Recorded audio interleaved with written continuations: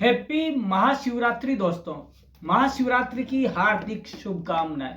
दोस्तों कल यानी कि 26 फरवरी को 2025 की महाशिवरात्रि है। दोस्तों बात यह है कि महाशिवरात्रि की कथा क्या है, महाशिवरात्रि क्यों मनाई जाती है और वह पूजन सामग्री कौन सी है जिसके बिना 4 प्रहर की यह पूजा शिव जी की अधूरी मानी जाती है। तो दोस्तों आइए जान लेते हैं महाशिवरात्रि की महिमा, इसकी पूजा विधि और इसके मनाए जाने के कारण। तो दोस्तों आप सभी का एक बार फिर से परम क्लासेस चैनल के इस मंच पर हार्दिक स्वागत है। दोस्तों महाशिवरात्रि के बारे में संपूर्ण जानकारी परम क्लासेस चैनल सबसे पहले आपके साथ शेयर करने जा रहा है। दोस्तों फल कैसे प्राप्त होगा, महाशिवरात्रि के दिन क्या पूजा करें, पूजा की जो सामग्री है वो क्या है, वो सारी आज जानेंगे। दोस्तों पहले बता दें कि महाशिवरात्रि पर 4 प्रहर की पूजा के विशेष महत्व है। इसके अलावा दोस्तों जो प्रमुख मंत्र है वो है ओम त्र्यंबकम यजामहे सुगंधिम पुष्टिवर्धनम उर्वारुकमिव बंधना मृत्योर्मोक्षयमामृतात्। दोस्तों ये इसके अलावा इतना याद नहीं रहे तो महज ओम नमः शिवाय ये 5 अक्षरीय शिव का मंत्र सब मंत्रों में ऊपर है। दोस्तों मान्यता है कि जो व्यक्ति महाशिवरात्रि पर पूरे विधि विधान से पूजा पाठ करता है तो उसकी सारी मनोकामनाएं पूरी हो जाती है। दोस्तों साथ ही भगवान शिव और माता पार्वती का आशीर्वाद भी मिल जाता है। दोस्तों लेकिन पूजा का महत्व तो है, लेकिन पूजा की विधि क्या है, वो सामग्री कौन सी है जिससे पूजा करने पर भगवान शिव प्रसन्न होते हैं और वह मूर्त कौन सा है जिसे पूजा की जाए। दोस्तों आपको मुहूर्त के बारे में संशय नहीं करना है भद्रा, लेकिन पृथ्वी पर इसका असर नहीं होने वाला है। तो दोस्तों आप कभी भी जब आपके लिए सहूलियत हो, आपके लिए आसानी रहे, तब जाकर आप भगवान शिव की पूजा कर सकते हैं और जल चढ़ा सकते हैं और पूजा कर सकते हैं। दोस्तों तो आइए हम जान लेते हैं महाशिवरात्रि की पूजा सामग्री की पूरी सूची, लेकिन उससे पहले यह जानना जरूरी है कि क्यों मनाया जाता है। दोस्तों हिंदू धर्म में महाशिवरात्रि का पर्व अत्यंत महत्वपूर्ण है और यह मनाया जाता है प्रत्येक वर्ष फाल्गुन मास के कृष्ण पक्ष की चतुर्दशी तिथि को मनाया जाता है और बड़े धूमधाम से मनाया जाता है। दोस्तों इस दिन भगवान शिव और माता पार्वती का विवाह हुआ था। दोस्तों इस अवसर पर उनकी पूजा विधि पूर्वक की जाती है। ऐसे करने से जो व्यक्ति का वैवाहिक जीवन है उसमें सुख और शांति बनी रहती है। धार्मिक मान्यता है कि इस दिन भगवान शिव और पार्वती की पूजा करने से भक्तों की सभी इच्छाएं पूर्ण होती है।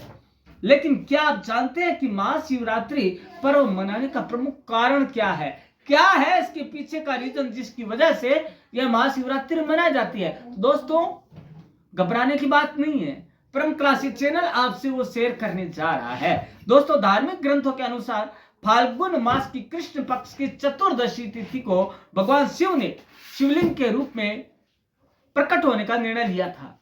इस कारण प्रत्येक वर्ष इस दिन महाशिवरात्रि का पर्व भगवान शिव के ज्योतिर्लिंग स्वरूप में मनाया जाता है। इसके अलावा मान्यता है कि शिव का निराकार रूप लिंग शिवरात्रि की रात को प्रकट हुआ था और इससे सबसे पहले ब्रह्मा और विष्णु द्वारा ही पूजा गया था।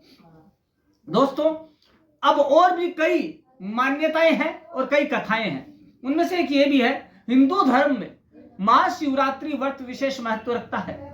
इस दिन व्रत रखने से और पूजा करने से भोलेनाथ के साथ माता पार्वती की अपार कृपा प्राप्त होती है और विधि विधान से पूजा करने से वो सभी मनोकामनाएं पूर्ण होती है जो कि व्यक्ति मन में रखता है। दोस्तों इस दिन भगवान शिव के भक्त पूरे विधि विधान के साथ माता पार्वती और भोलेनाथ की आराधना करते हैं। हर शिव मंदिरों को फूलों और रंगीन लाइटों से सजाया जाता है। वहीं महाशिवरात्रि के इस पावन मौके पर कई मंदिरों में महादेव का विशेष श्रृंगार भी किया जाता है और कंवरी कन्याओं के सुयोग के वर और मन चाहे जीवन साथी की भी प्राप्ति होती है। दोस्तों, महाशिवरात्रि के मौके पर देश के अलग अलग कोनों में विभिन्न प्रांतों में भव्य झांकियां निकाली जाती है। दोस्तों, हमने जैसा कि कहा कि महाशिवरात्रि पर्व से कई पौराणिक कथाएं जुड़ी है। उनमें से एक महत्वपूर्ण यह भी है कि महादेव का विवाह दक्ष प्रजापति की पुत्री सती के साथ हुआ था। ये सभी जानते हैं। दक्ष शिव जी को पसंद नहीं करते थे, इसलिए उन्होंने महादेव को अपना दामाद कभी भी स्वीकार नहीं किया। एक बार दक्ष प्रजापति ने विराट यज्ञ का आयोजन किया, जिसमें उन्होंने भगवान शिव और सती को छोड़कर हर किसी को निमंत्रण भेजा। इस बात की जानकारी जब माता सती को लगी तो उन्हें बहुत दुख हुआ, लेकिन फिर भी वहां जाने के लिए उन्होंने निर्णय ले लिया। महादेव के समझाने के बाद भी सती जी नहीं रुकी और पिता के यज्ञ में शामिल होने के लिए अपने पिता के घर पहुंच गए। सती को देख प्रजापति दक्ष अत्यंत क्रोधित हुए। उन्होंने भोलेनाथ को अनाप शनाप अपमानित करना शुरू कर दिया। भगवान शिव के दक्ष द्वारा कहे गए अपमानजनक वाक्य और शब्द को माता सती सहन नहीं कर पाई और उन्होंने उसी यज्ञ कुंड में खुद को भस्म कर दिया। इसके बाद कई हजारों साल बाद देवी सती का दूसरा जन्म पर्वतराज हिमालय के घर हुआ। पर्वतराज के घर जन्म लेने की वजह से उनका नाम पार्वती पड़ा। दोस्तों, शिवजी से विवाह करने के लिए माता पार्वती को काफी कठोर तपस्या करनी पड़ी थी। कहते हैं कि उनके तप को लेकर चारों तरफ हाहाकार मच गया। मां पार्वती अन्न जल त्याग कर वर्षों भोलेनाथ की उपासना की। इस दौरान वह रोजाना शिवलिंग पर जल और बेल पत्र चढ़ाती थी। तो दोस्तों, आपको एक चीज बता दें बीच में कि शिव को सबसे ज्यादा जो खुश करने वाली चीज है वो है बेल पत्र। यदि आपने कुछ भी नहीं आपके पास और आपने बेल पत्र चढ़ाकर शिवलिंग पर हाथ जोड़कर अपनी मनोकामना बोल दी तो दोस्तों स्वतः वो पूरी हो जाती है। दोस्तों, जिससे भोले भंडारी उनके तप से प्रसन्न हुए। आखिर में देवी पार्वती के तप और निश्चल प्रेम से शिवजी प्रसन्न और उन्होंने अपनी संगिनी के रूप में स्वीकार किया। पौराणिक कथा के अनुसार भगवान शिव ने पार्वती से कहा कि वह अब तक वैराग्य जीवन जीते आए हैं और उनके पास अन्य देवताओं की तरह महल नहीं है, न कोई राजमहल है, इसलिए वह उन्हें जेवरात महल नहीं दे पाएंगे। तब माता पार्वती ने केवल शिवजी का साथ मांगा और शादी के बाद खुशी खुशी कैलाश पर्वत पर रहने लगी। आज शिवजी और माता पार्वती का वैवाहिक जीवन सबसे खुशहाल है और हर कोई उनके जैसा संपन्न परिवार, उनके जैसा संपन्न वर और वधू चाहते हैं। दोस्तों, ये है कथा। दोस्तों, महाशिवरात्रि पर स्नान तथा दान के साथ समाप्त होगा कुंभ मेला। दोस्तों, प्रयागराज में 144 साल बाद महाकुंभ का आयोजन हुआ। उस महाकुंभ का समापन भी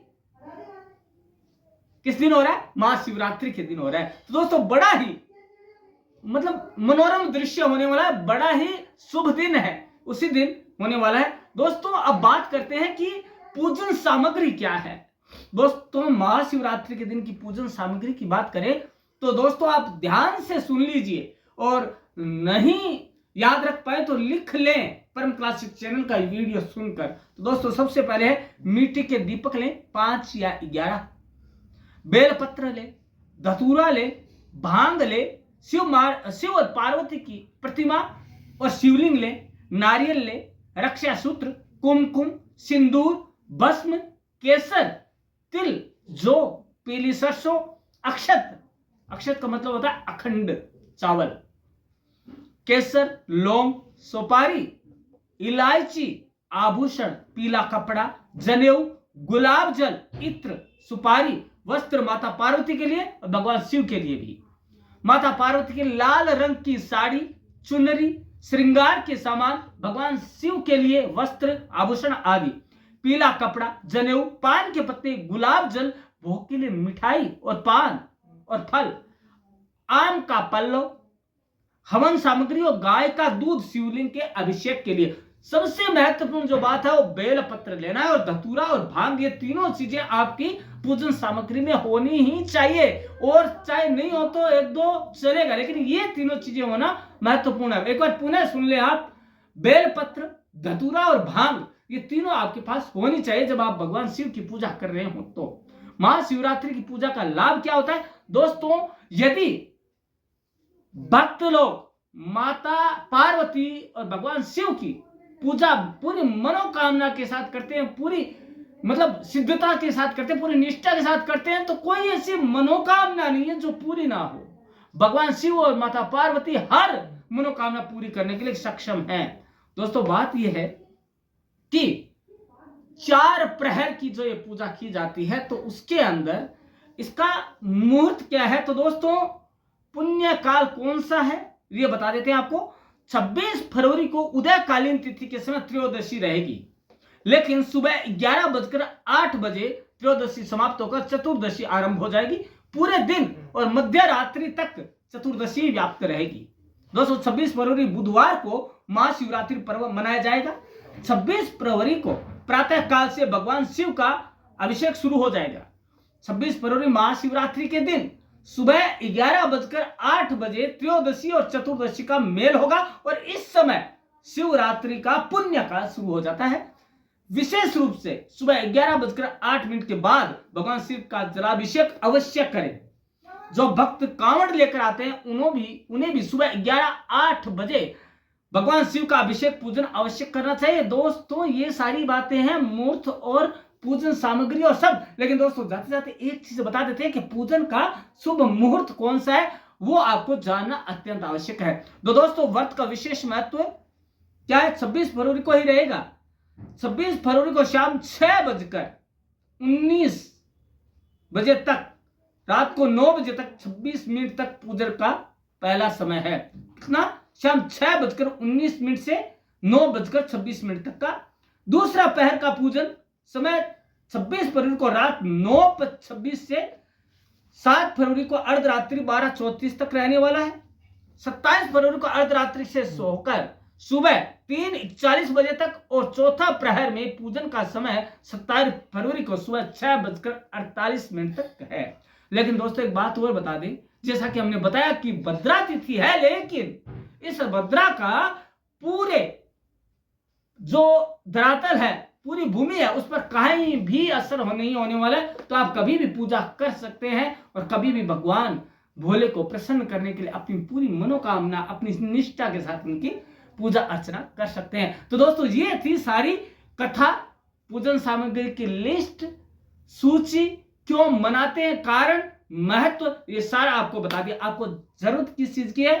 परम क्लासेज का ये वीडियो देखते हुए आपको पूजन सामग्री एकत्र करनी है, पूजा की तैयारी करनी है, फिर भोले भगवान को प्रसन्न करने के लिए उनकी पूजा अर्चना करनी है। और 3 चीजें पुनः बता देता हूं, बेलपत्र, धतूरा और भांग आप हमेशा साथ में रखें जब भगवान शिव की पूजा करते हैं। तो दोस्तों कल मिलते हैं ऐसे ही एक अन्य वीडियो के लिए जो कि आपने कभी भी नहीं जाना होगा, लेकिन क्या होगा ये तो कल ही जानेंगे। धन्यवाद दोस्तों।